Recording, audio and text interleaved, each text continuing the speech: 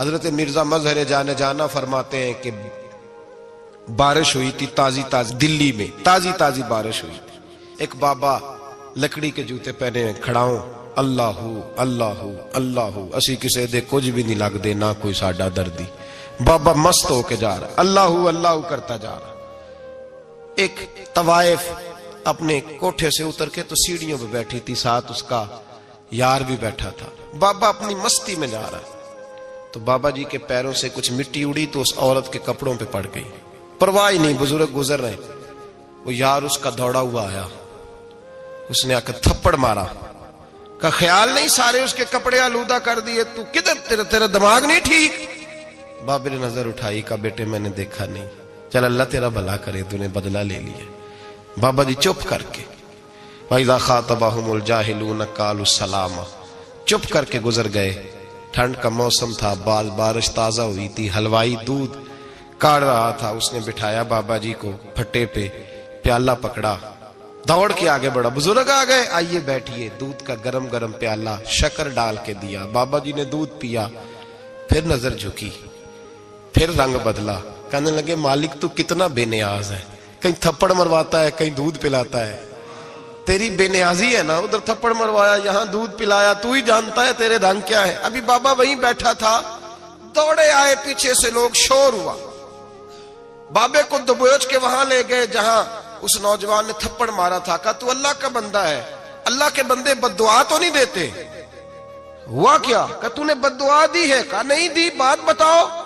کہنے لگے اس نے تجھے تھپڑ مارا ہے، چھت پہ چڑھا ہے، پیر پھسلا ہے، گردن کے بل گرا ہے، منکا ٹوٹ گیا، مر گیا ہے، تو نے بد دعا دی ہے. بابا جی کہنے لگے یار میں نے تو دوسرا لفظ بھی نہیں کہا، بھلا ہو کہہ کے گزرا ہوں، میں نے نہیں بد دعا دی. کہا تو نے دی ہے تبھی تو مر گیا. کہا نہیں دی. کہا بابا تو بزرگ آدمی ہے، سچ بول. تو بابا جی کہنے لگے سچ سنو. پھر میں آ رہا تھا، میرے پیروں سے مٹی اڑی، اس کے یار کے کپڑوں پہ پڑی، اسے برا لگا، اس نے مجھے مارا. جب اس نے مجھے مارا تو میں کوئی لاوارث تو نہیں تھا، جب اس نے مجھے مارا تو میں کوئی لاوارث تو نہیں تھا. مجھے دشمنوں نہ چھیڑو، میرا ہے کوئی جہاں میں ابھی پکار لوں گا، نہیں دور ہے مدینہ. اس نے مجھے مارا تو میں کوئی لاوارث تھا کہ میرا بدلہ کوئی نہ لیتا.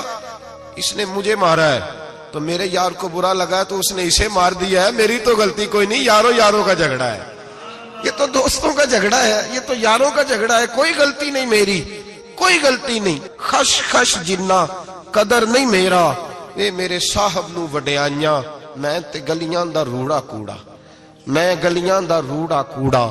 مینوں محل چڑھایا ہے سائیاں، مینوں محل چڑھایا ہے سائیاں. فرمایا اس نے مجھے لاوارث سمجھا تھا کہ تھپڑ مار کے گزر جائے، میرا کوئی پوچھے گا ہی نہیں. میرے رسول پاک علیہ السلام کے بارے میں رب فرماتا ہے ابھی میں تو تیرے ہوتے ہوئے کافر کو سزا نہیں دیتا کہ تو موجود ہے. یاد رکھیں حضرت فضیل بن ایاز فرماتے ہیں ایک جوان تھا، مسجد میں آیا، لوگوں سے کہنے لگا روٹی کھلاؤ.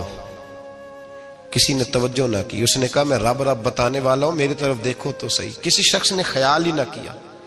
پھر اس نے کہا یار تھوڑا سوچو. نمازیوں سے کہا، اہل علاقہ سے کہا، انہوں نے کہا تیری طرح کے بڑے درویش دیکھیں. مسجد کے محراب میں وہ رب کریم کا بندہ انتقال کر گیا.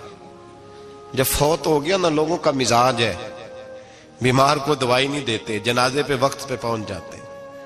جب کوئی گر رہا ہوتا ہے تو سہارا کوئی نہیں دیتا، جب کوئی گر جاتا ہے ٹانگ ٹوٹ جاتی ہے تو تیمارداری کو زمانہ پہنچ جاتا ہے. اور بزرگ وہ نوجوان اللہ کا نیک بندہ مسجد کے محراب میں فوت ہو گیا. حضرت فضیل ابن ایاز کہتے ہیں امام صاحب نے اعلان کیا چندہ دو، کوئی لاوارث فوت ہو گیا، کفن دینا.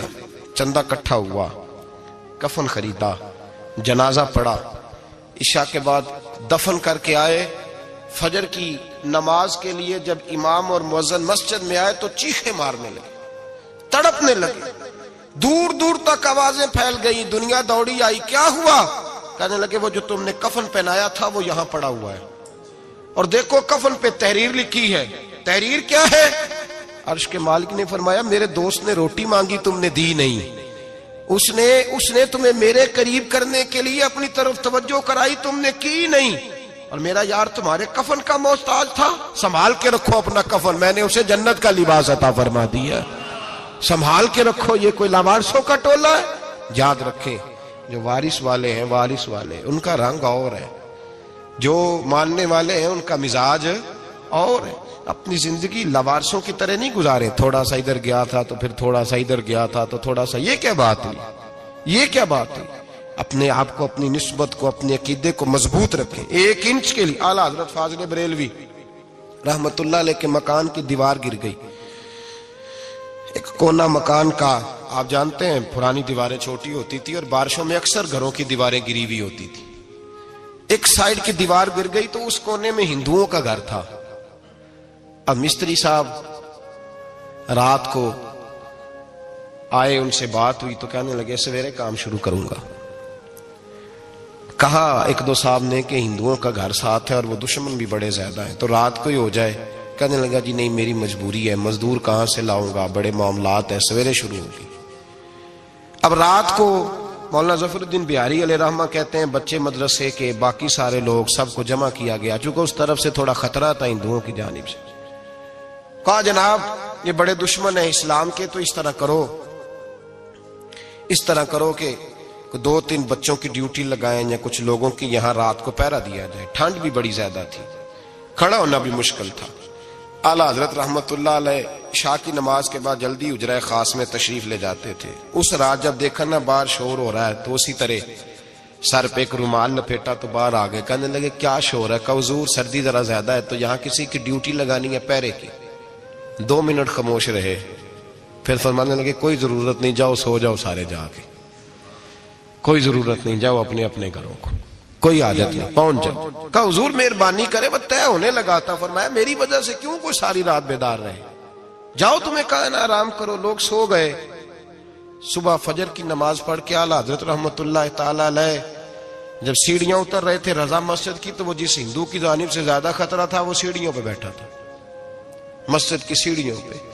سب لوگوں کی توجہ ہو گئی، کہنے لگا مولانا میں کلمہ پڑھنے آیا ہوں، مجھے کلمہ پڑھا کے مسلمان کر دیں، میں کلمہ پڑھنے آیا ہوں، مسلمان کریں۔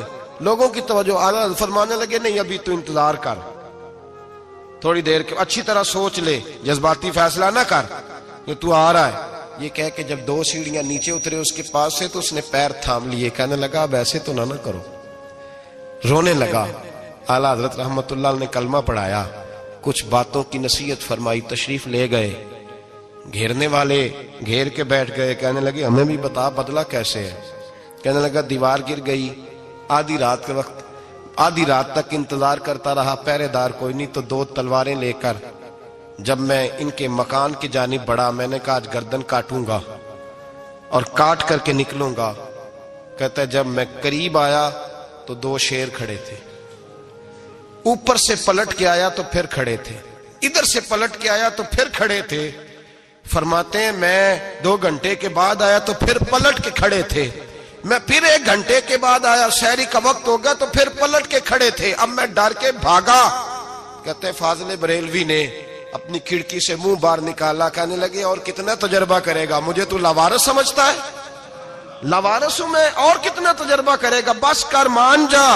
میں نے کہا حضور یہ کون ہے، مجھے بتائیے تو صحیح یہ کون ہے۔ تو کہنے لگے میں نے ساری زندگی رسول اللہ کی عظمت کا دفاع کیا ہے، ساری زندگی غوث اعظم کے نعرے لگائے ہیں، ابھی تو یہ مدد صرف غوث پاک جیلانی کی بھیجی ہوئی ہے، ابھی تو غوث اعظم کی بھیجی ہوئی مدد ہے، مولا علی ابھی پیچھے ہیں، 2 جہاں کے محبوب ابھی اس سے پیچھے ہیں، وہ تو ابھی پیچھے ہیں، پیچھے کھڑے ہیں کہ ضرورت پڑی تو ہم بھی تیار بیٹھے ہیں۔ او بھائی آج رواج ہو گیا، رواج، میں نے 2-4 دن پہلے بھی کہا تھا، لوگ کہتے ہیں نہیں کوئی نہیں ضرورت، سامنے سارا کچھ نظر آ رہا ہے۔ او خدا کے بندو یاد رکھو، نسبت ہے بڑی چیز، جانے تگو دو میں، اگر کسی کو نسبت میسر آ گئی نا، نسبت، خالی دامن ہی مل گیا، تیرے ہاتھ میں کچھ ہے تو ہونی چاہیے نا، خالی دامن ہی تجھے کسی کا میسر آ گیا تو بچ گیا۔ اپنی نسبتوں کی حفاظت کریں، ان کو مضبوط کریں، ان پر محنت کریں، ان پر توجہ رکھیں۔ یہ نسبت جو ہوتی ہے نا، نسبت، یہ دیکھیں نا، ایک گتا ہے عام کتاب کو لگا ہوا ہے تو جہاں مرضی رکھ دو، اس کی کوئی قدر نہیں، لیکن جو گتا قرآن مجید کو لگ گیا ہے اس کو بغیر وضو چھونا جائز ہے۔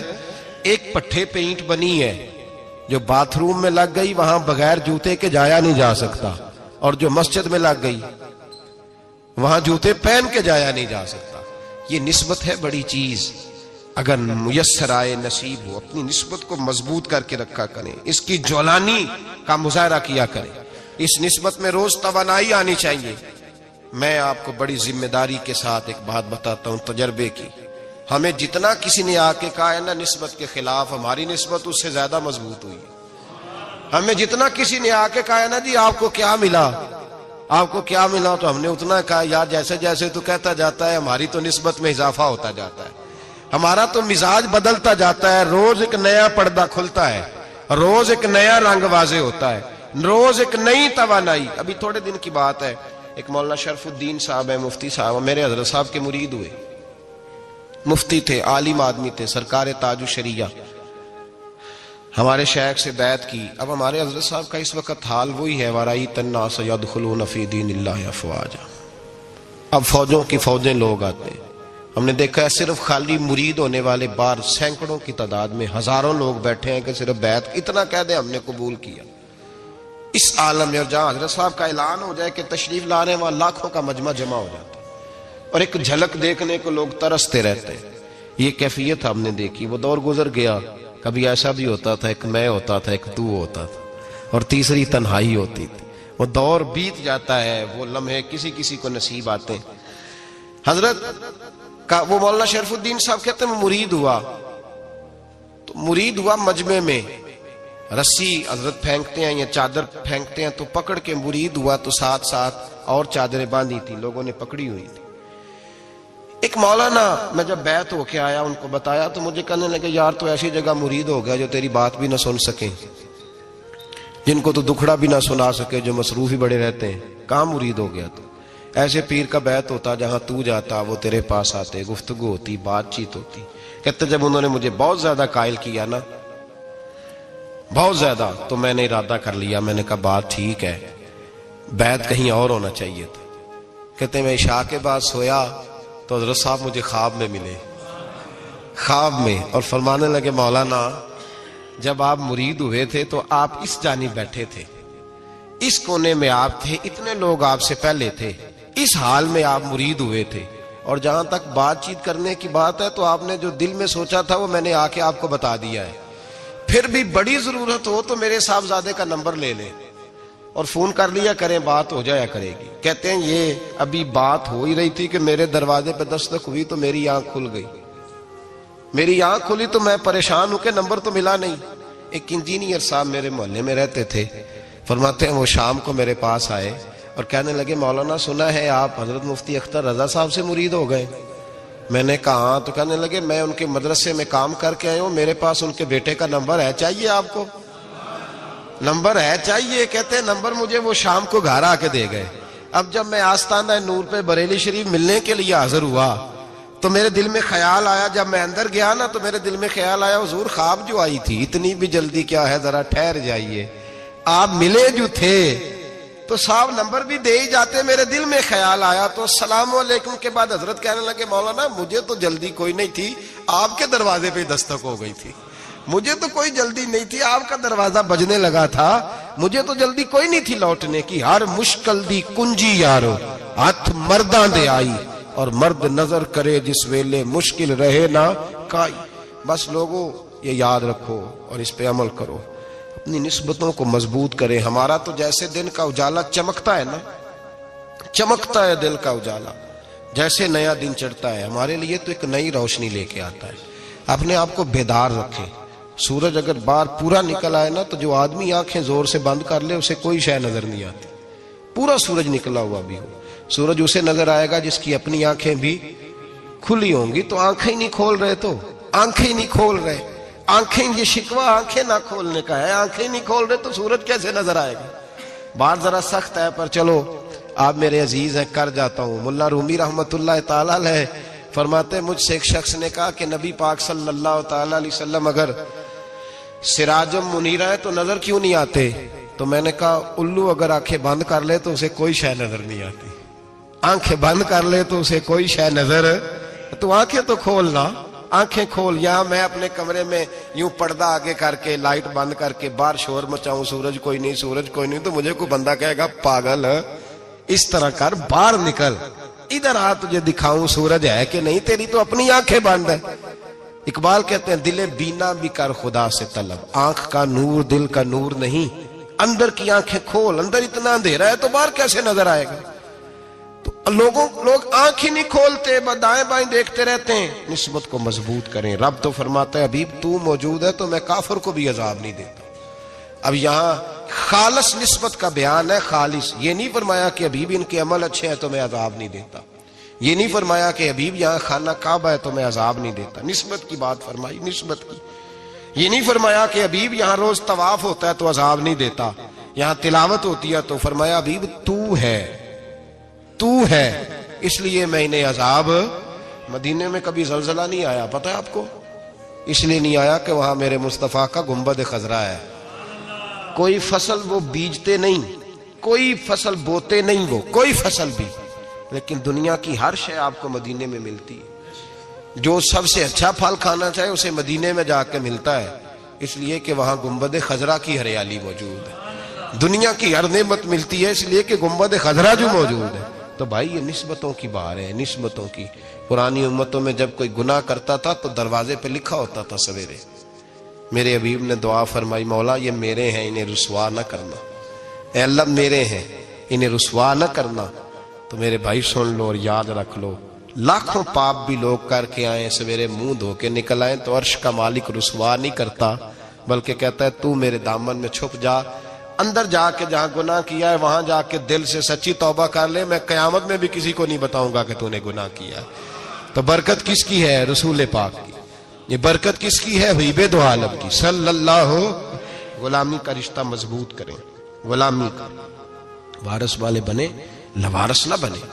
لوارثوں جیسی زندگی نہ گزارے، جہاں مرضی چلے گئے، جہاں مرضی چھٹیاں کار ہے، جتنے مرضی ٹائم بتائے، جو مرضی طبیعت میں آیا کرتے پھرے، پتہ ہی کوئی نہیں، حال ہی کوئی نہیں، یہ کوئی کیفیت نہیں ہے کوئی بھی۔ مجھے ایک صاحب کہنے لگے کہ ایک پیر بھائی پوچھ رہا تھا حضرت صاحب کا حال کیا ہے، میں نے آج کے بعد اس نے تجھ سے پوچھا تو بالکل نہ بتانا۔ وہ کیسا بیٹا ہے، وہ کیسا بیٹا ہے جو پڑوسیوں سے دائیں بائیں لوگوں سے حال پوچھتا ہے، اسے پتہ ہی نہیں، اسے خبر ہی نہیں، اسے تو لمحے لمحے کی خبر ہونی چاہیے، اسے تو منٹ کا پتہ ہونا چاہیے تھا۔ وہ اس نے کس طرح کی نسبت رکھی ہوئی ہے جس کو ہم سایوں سے پوچھنے پڑتا ہے ذرا پتہ کر کے بتانا حال کیا ہے۔ تو کدھر تھا بھائی، اتنی دیر ہو گئی، تو نے حال بھی کسی اور سے پتہ کرانا ہے؟ میں نے کہا اس کو کہنا آج کے بعد حال پوچھنا ہوا تو خط لکھے، میں بھی جواب لکھ دوں گا، بات ختم ہو گئی۔ جب دور دور جو رہنا ہے تو ٹھیک ہے، پھر اس طرح نہ تو خدا ہے نہ میرا عشق فرشتوں جیسا، دونوں انسان ہیں تو پھر کیوں اتنے حجابوں میں ملے؟ اور اس نے کہا تھا اب کہ ہم بچھڑے تو شاید کبھی خوابوں میں ملے، جیسے سوکھے ہوئے پھول کتابوں میں ملے۔ ایسا کام نہ کریں کہ وہ انداز ہی بدل جائے، اپنے آپ کو، اپنی نسبتوں کو مضبوط کریں۔ اللہ تبارک و تعالیٰ سے دعا اور التجا ہے کہ اللہ کریم ہمیں نسبتوں کی مضبوطی عطا فرمائے، اور اللہ تبارک و تعالیٰ ہمیں یہ توفیق دے کہ ہم سمجھ جائیں اس بات کو کہ اصل بات ہے کیا، اور اصل کی مضبوطی کتنی ضروری ہے، اصل تک پہنچنا کتنا ضروری ہے۔ اور یہ بھی یاد رکھیں، اماں جب ناراض ہوتی ہے نا، جب اماں ناراض ہوتی ہے تو کہتی ہے بس نکل جاتا، فٹافٹ نکل جاتا، دوڑ جا، کوئی تعلق نہیں۔ ابا بھی کہتا ہے آج آیا تو ٹانگیں توڑ دوں گا، حال ہی کوئی نہیں۔ اور وہی بیٹا جا کے 2 منٹ پیروں میں بیٹھتا ہے، کہتا ہے اماں تجھے پتہ ہی نہیں میں کتنی ٹینشن میں تھا۔ تو وہی اماں باہر نکل کے پہلے بڑھ کے مار رہی ہوتی ہے حد کر دوں گی، پھر وہی اماں کہتی ہے بڑا پریشان ہے بیچارہ۔ یہ کیفیت ہے، اپنے آپ کو صحیح کریں، اپنی نسبتوں کو مضبوط کریں، احکامات پہ عمل کریں، محبوب کی غلامی تگڑی کریں۔ یہ جو سستیاں ہیں، کوتاہیاں، ان کو دور کریں۔ زندگی کا لطف آتا ہی تب ہے جب آپ پورے طور پر اپنے آپ کو چاق و چوبند کرتے ہیں۔ اگر تھوڑا کر لیا، تھوڑا چھوڑ دیا، 1 پڑھ لی 3 رہ گئیں، 3 پڑھ لی 2 رہ گئیں، یہ لطف نہیں ہے، یہ ذائقہ نہیں ہے۔ اپنے آپ کو مضبوط کریں اور پورا مضبوط کریں، پوری اپنے اندر جو ہے وہ جولانی نسبت کی پیدا کریں۔ بس یہ دعا کریں اللہ جب تک زندہ رکھے غلامی میں رکھے، اور مارے تو غلاموں جیسی موت عطا فرمائے۔